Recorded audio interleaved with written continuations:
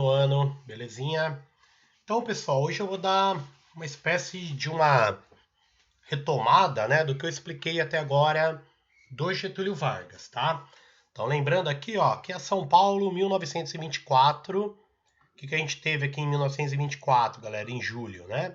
A Guerra Civil, a primeira, né, envolvendo aí São Paulo contra o resto do Brasil. Esse movimento aí era chamado tenentismo. Então, lembrando aí que soldados de baixa patente, né, soldados, sargentos, tenentes aí tomam a frente e lutam aí desde sempre, né, contra a República Velha. Então, isso aqui é a primeira vez que São Paulo participa de uma guerra civil.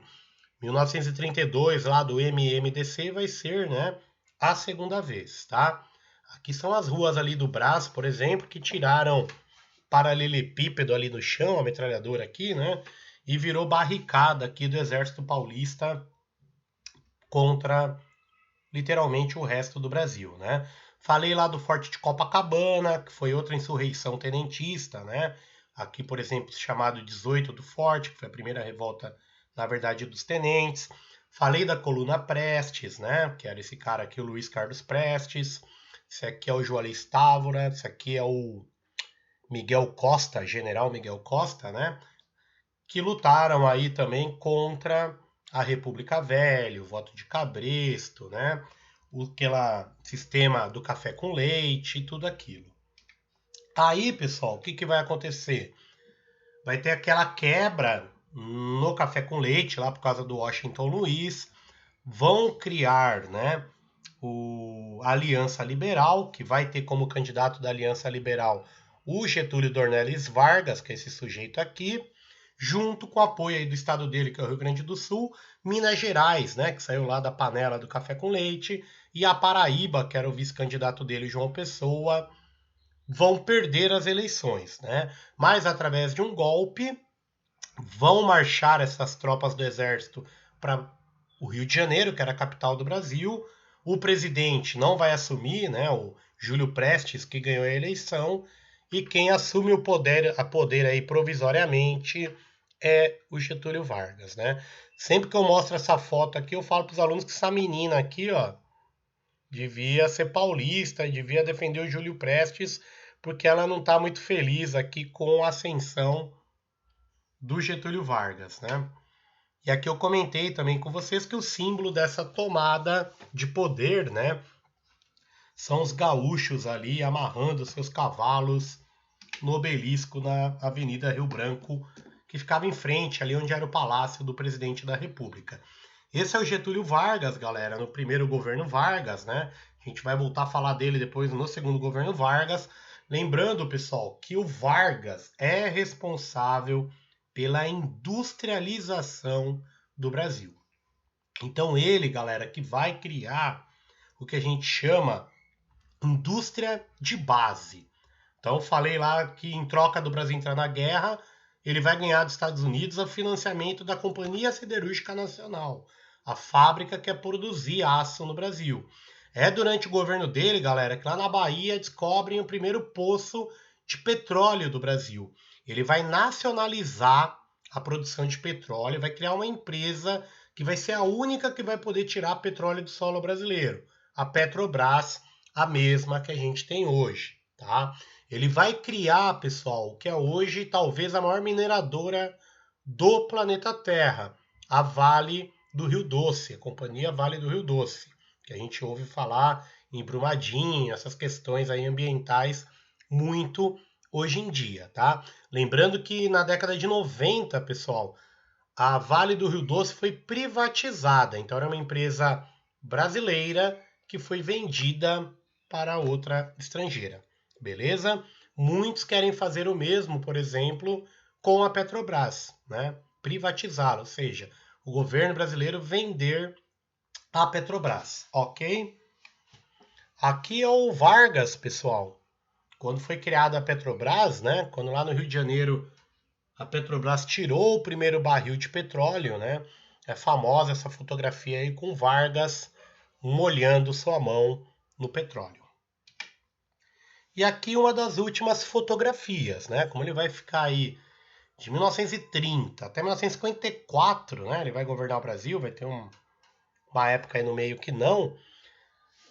Então ele já morre aí bem velhinho, né? Se suicida lá, como eu falei, em 24 de agosto de 1954, já bem velho. Por isso que o Carnaval de 1949, a música a marchinha que mais fez sucesso foi Bota foto do velho, bota outra vez, né? E aí tá falando para botar a fotografia do Getúlio Vargas lá como presidente do Brasil, né? Também ele era chamado aí de pai dos pobres, né? E aí, galera, durante o governo dele, o Brasil estava muito dividido, como eu comentei com vocês, tá? De um lado, a ANL, Aliança Nacional Libertadora, cujo líder, né, era o Luiz Carlos Prestes e era aí patrocinado pelo Partido Comunista Brasileiro e outros partidos comunistas do mundo, né? Aí no dia 23 de maio, galera, aqui, ó, tá do lado esquerdo, ó, tem até aquela avenida famosa ali do lado do Ibirapuera hoje, né, Avenida 23 de Maio. 4 jovens são mortos num protesto aqui em São Paulo que vai desencadear no dia 9 de julho de 32 a chamada Revolução de 32, tá? Aqui, galera, quem nunca viu, ó, é o lema da cidade de São Paulo. Na bandeira da cidade de São Paulo está escrito isso aqui, ó, non ducor, duco, quer dizer, não sou conduzido, eu conduzo, né? Ninguém manda em mim, eu mando, né? E aqui, galera, o mapa que eu tinha mostrado, mas estava pequenininho, né? Aqui é a cidade de São Paulo, ó, Osasco aqui do lado, né? E aqui os campos de batalha aí da Revolução de 32, ó. Aqui na Serra da Mantiqueira, né? Pela disputa pela linha de trem, ó. Até no túnel aqui a gente vai ter muita batalha, né? São Paulo contra Cariocas, Rio de Janeiro. Aqui nessa região de Extrema ali, ó, Minas Gerais, Poços de Caldas, né? A gente teve outra frente de batalha, paulistas contra as tropas de Minas Gerais. E a última frente de batalha aqui no sul, né? Dentro do estado de São Paulo, a tropa paulistas contra tropas aí do Paraná, né? Lembrando que a Marinha Brasileira cercou o Porto de Santos, tal, então São Paulo, além de não ter uma boa força aérea, não tinha marinha também, o que levou São Paulo aí a se render 3 meses depois do início das batalhas, beleza, pessoal? Então é a guerra ao bandeirante aqui, né? A verdadeira revolução, lembrando que é um movimento aí da elite, né? Os cafeicultores aqui e tal de São Paulo que perderam o poder e que queriam revanche aí literalmente contra o Getúlio Vargas. Aquilo que eu comentei, estes cartazes, pessoal, são muito comuns, né, nos vestibulares da vida. E quando ver estes cartazes, tendo principalmente a sigla MMDC, né, tem que lembrar aí necessariamente da Revolução de 32, lembrando que não era separatista. Olha aqui a bandeirinha do estado de São Paulo permanecendo a bandeira do Brasil, né?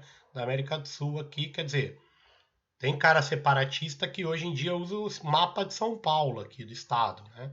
Não era o caso da Revolução de 32, que era um movimento aí pedindo uma constituição e o fim da ditadura aí, na verdade, do Getúlio Vargas que governava como queria, né? Então, outro, como eu falei, foi uma guerra de trincheira, né, pessoal?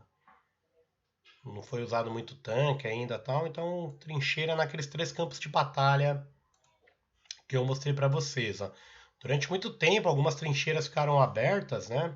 Até erosão aí, vento, chuva tal, acabar apagando isso.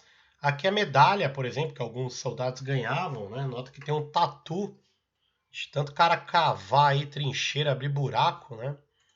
Tem a medalha, aquela campanha que eu comentei com vocês, Ademar de Barros, outras pessoas aqui em São Paulo, doe ouro para o bem de São Paulo, né? Diz que minha avó, Dona Nésia, chegou a contribuir aí com alguns brincos, colares que ela tinha, né? Para São Paulo lutar na guerra. E aqui, 9 de julho, que foi semana passada, né? Esse ano foi o primeiro que não teve por causa da Covid, mas sempre tem aí um desfile, né? Dos sobreviventes aí da Revolução de 32, que creio eu, né, galera, não são muitos hoje em dia, tá? Acho que a última vez que eu vi tinha menos de 10 vivos ainda, né? Aqui as armas que eu falei, lembra? As matracas, né? Que São Paulo é conhecido. Isso aqui era uma metralhadora, ó. Isso aqui era um fuzil, né? Tá, tá. E aqui era um trrr, um atrás do outro aí. Aqui é algum dos veículos blindados, né? Na fábrica da Chevrolet aqui, ó. Saiu caminhãozinho, soldava a chapa de aço nele, né? Uma torre aqui para um cara metendo bala nos outros e vamos pra guerra, né? Teve lugar no estado de São Paulo que encheram de tanta chapa de aço, na hora de ligar o motor não aguentava, não saía do lugar. O blindadão aí, né? E até hoje, pessoal, naqueles 3 lugares que eu falei que é campo de batalha, né? Tem pessoas aí que encontram muitos vestígios da Revolução de 32. Eu falo isso que eu tenho um camarada que é um arqueólogo amador, vamos falar assim, né? E ele tem uma pousada lá no Vale do Paraíba que tem um monte de vestígio arqueológico que ele, com o detectorzinho de metal dele, né? Acabou encontrando. Eu lembro que eu mostrei essa imagem também, né? Já caiu o neném, acho que 2 vezes essa imagem, né? Então o cara tem que saber que é um bandeirante, ó. Lembra São Paulo, bandeira paulista, né? Segurando ali o Vargas na mão. Também falei dessa fotografia que eu trabalhava aqui no Arquivo do Estado, né? Que é uma farda dos soldados paulistas e alguns fuzis aí que eram usados na Revolução de 32, tá? Lembrando que esses soldados estão enterrados hoje lá no Ibirapuera, na frente, né? No que é chamado Túmulo do Soldado Desconhecido. Entre esses sepultados estão o Martins, o Miragaia, o Drauzio e o Camargo, que eu tinha comentado com vocês, tá? Aí, 9 de julho, sempre projetam imagens ali e tal que remetem à Revolução. E aí, galera, a esquerda, primeiro, vai tentar tomar o poder no Brasil através de um golpe fracassado, né? Que é chamado Intentona Comunista. Então não vão conseguir, vão acabar sendo presos. Falei que o Luiz Carlos Prestes vai ficar preso aqui no Brasil. A mulher dele, a Olga Benário, que é jornal da época, ó, vai ser enviada para Hitler, né? Judia, comunista, tal, e vai acabar morrendo lá na Alemanha, tá? Aqui alguns batalhões que foram atacados aí na tentativa dos comunistas tomarem o poder, mas vão acabar sendo presos, né? Essa aqui é a Olga Benário que eu tinha comentado com vocês, que acabou morrendo num campo de extermínio, né? Tem um livro, galera, do Fernando de Moraes, um historiador que escreveu, né? Recomendo aí lê-lo, nesse tempo de pandemia e tal. E a gente falou da extrema esquerda, e na época a gente tem também a extrema direita, né? Que é a chamada Ação Integralista Brasileira, o integralismo, que é um movimento aí que existe até hoje, eu já tinha mostrado fotos para vocês, tá? Então a Anauê era o cumprimento ali integralista, né? Que é na língua tupi-guarani mais ou menos um olá. E no lugar aí da suástica, né? O símbolo aí do integralismo é a letra grega sigma, tá? Que quer dizer somatória, né? Esse o pai do integralismo aí, né? O senhor Plínio Salgado. Então ele tem vários livros escritos aí e os integralistas leem muito, né? Plínio Salgado até hoje, tá? Eles também vão tentar tomar o poder, um golpe também, vão ser presos, né? E essa treta entre esquerda e direita aí vai ser a desculpa que o Getúlio queria para dar um golpe dentro do próprio governo dele e colocar lá a ditadura Estado Novo, que eu já comentei com vocês também, né? Então, galera, os Vargas, tudo era o trabalhador, né? O trabalho. Então ele contava aí com o apoio dos operários, ainda mais quando ele coloca lá a consolidação das leis trabalhistas, né? Que é o direito às férias, o direito a descanso semanal remunerado, salário mínimo, né? Tudo isso foi criado pelo Vargas. Se a gente pegasse, galera, o salário mínimo do Vargas e fosse reajustando ele de acordo com a inflação e tal, seria mais ou menos hoje 3 mil reais, tá? Então imagina como o povo amava ele, né?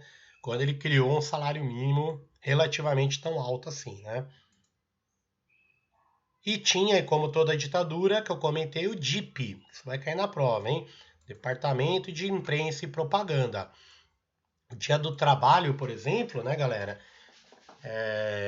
Aqui é o estádio do Pacaembu, ó. Tinha ato assim com 40 mil pessoas, né? O Vargas falando ali pro povo, trabalhadores do Brasil. Aqui, ó, torcida do Corinthians apoia Vargas, alguma coisa assim, né? Então esse estádio, galera, ele foi palco da Copa do Mundo, né? O Pacaembu aqui em São Paulo foi palco da Copa de 1950, né? O chamado Maracanaço, que o Brasil perdeu a final para o Uruguai, né? E depois, em 2014, foi a segunda Copa do Mundo no Brasil, que a gente, de novo, perdeu e muito mais feio que da primeira vez, né? Aqui, galera, é que ele criou o DIP, né? A Voz do Brasil. O meio de comunicação na época era a rádio, quase ninguém tinha televisão. Então, todo dia, 7 da noite, estava ali Vargas falando ao povo, né? E aí Carmen Miranda, sambistas, todo mundo calado, porque é a hora do Vargas falar, né? E aí, galera, que eu comentei com vocês, ó, os paulistas perderam a guerra, mas ganharam a Constituição e a proteção do café. Então lembra lá na República Velha, né? Quando não vendia o café, tal, o governo comprava e jogava fora. O Vargas continuou fazendo isso durante todos os primeiros 15 anos aí que ele governou o Brasil. Então ele comprava o café num preço alto aí dos cafeicultores e usava aí na Maria Fumaça, queimava, jogava no oceano ou deixava apodrecer em algum galpão, tá? Então o que o Vargas queimou de café, galera, no governo dele é o consumo atual de 3 anos de café no planeta Terra, né? Então, eu tava vendo, ó, cada pé de café produz, galera, por ano, 400 gramas de café em pó, né? Que vira aí no final 400 gramas de café em pó. Então, né, cada saquinho de café que sua mãe e seu pai compram ali é um pé de café, o ano inteiro produziu aquilo, né? E aí a máquina de propaganda do governo, ó, o Departamento de Imprensa e Propaganda, que exaltava Vargas, né? E perseguia os inimigos, entre eles os inimigos do Brasil na guerra, a Itália, a Alemanha e o Japão, tá? Lembrando, galera, isso aqui é 1942, né?